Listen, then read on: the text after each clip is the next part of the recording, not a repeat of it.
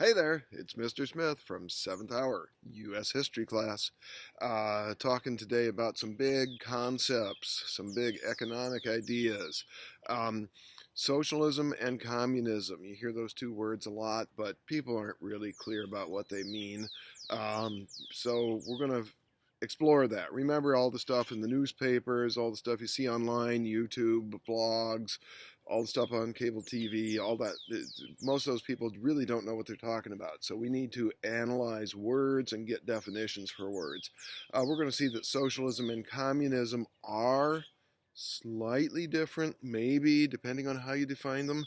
But the differences are very, very slight. So it's close enough to say socialism and communism are essentially the same thing. Next question is, what's the opposite of?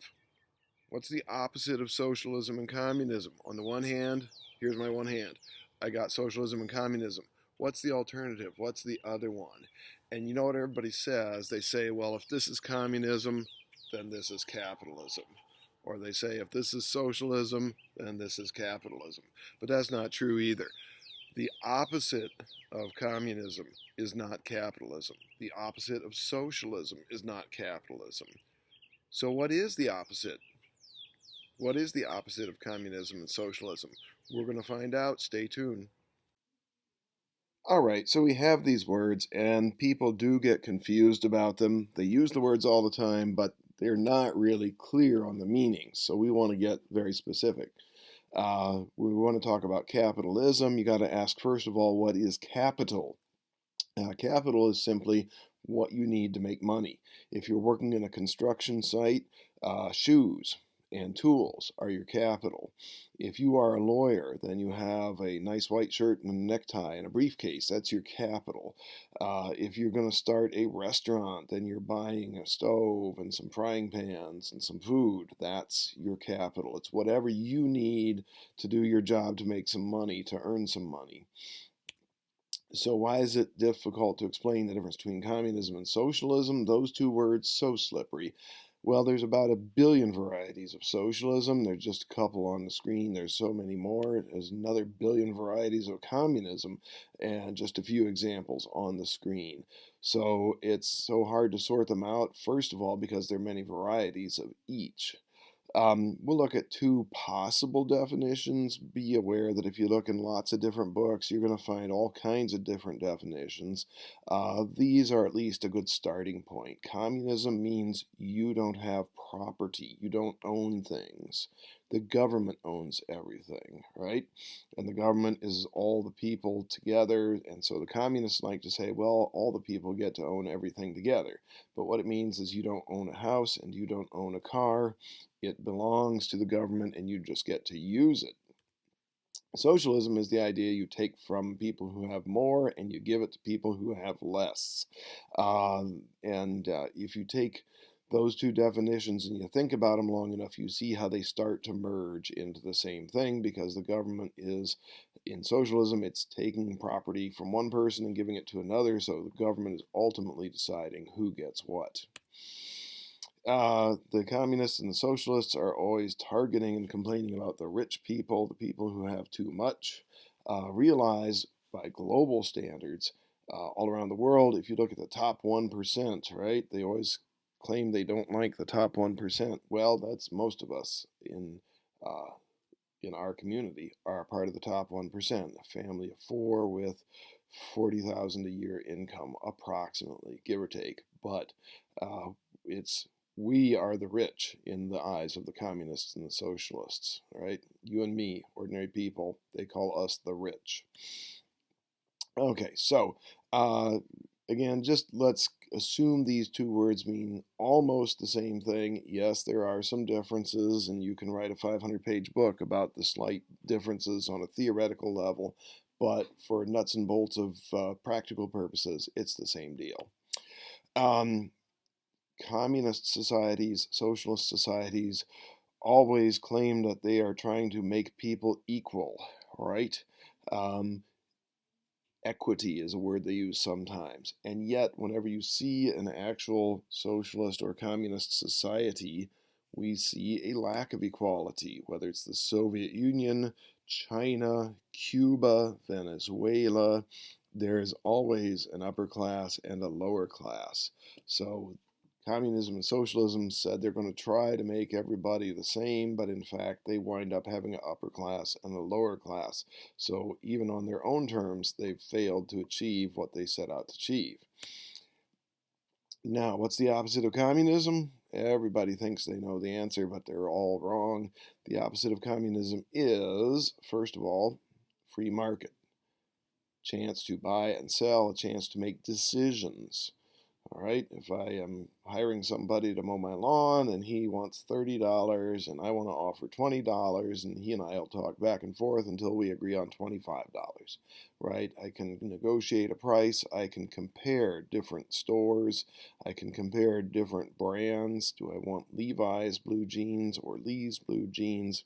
Do I want to buy a Chevy or a Chrysler or a Cadillac or a Ford? I get choices, I can compare, I can do that because I have freedom in buying and selling. The other thing that's the opposite of communism is property rights. I get to own things and I get to decide what I do with my property. All right, so property rights and free market altogether is the opposite of communism. Choices, right? If you buy a piece of land, you get to decide what you build on it. Might build a gas station, might build a restaurant, or maybe I don't build anything. Maybe I grow corn or wheat or tomato plants, or maybe I just go camping on that piece of land. If I own the land, I decide what I do on it. Free markets, choices, and the opportunity to negotiate. Remember, in communism or socialism, you don't get to own stuff. It's not your house. It's the government's house, and you get to use it for a few years. Starting any kind of meaningful economic activity is difficult in a socialist or communist country. Governments that operate on socialist and communist principles make it difficult for people to start businesses, make it difficult for people to show initiative, to be creative, and that's why their economies invariably have a lower standard of living and lower levels of income. Communist countries, socialist countries are essentially poverty-stricken countries. One of the things you can't own is the means of production in one of those countries. The means of production means something that is creative, something that is producing. So you can't own a factory. You can't own a piece of land to grow the food on. You can't own the restaurant where the food is cooked. Right? The government owns those things. You don't get to own them. Taxes are very high. In socialism, huge tax. The government takes all your money and operates education and healthcare and all kinds of programs with it. In communism, the tax rate is essentially 100% because the government owns everything and takes everything. So bottom line is, remember ownership, the idea of being able to own something, call it yours and decide what to do with it. That's your property rights. That's what you want. And you want a free market where you have choices about buying and selling. Okay, so what is the opposite of communism? What is the opposite of communism? Not capitalism. No, the opposite of communism is free market and property rights. Remember those two things, free market and property rights. Free market means you get to decide what you're going to buy, where you're going to buy, when you're going to buy, and how much you want to pay. And you can compare. You can go to 2 or 3 different stores and decide which one you want to buy your food from or your clothes from or anything else.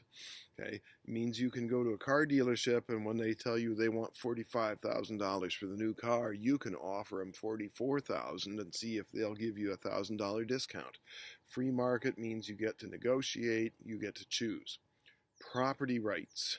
Property rights means A, you get to own things, and B, you get to decide what you do with the things you own. Okay, if I own a car, I can keep it or I can sell it. If I own a house, I can keep it or I can change it. I can add a room or I can take off a room or I can paint it a different color. If I buy a piece of land, I can decide what to build on that land, a gas station or a restaurant, or I can just leave it as blank land and farm on it and grow food and stuff, whatever. Property rights, free markets. Those are two things that go together, and that's the opposite of communism. See you later.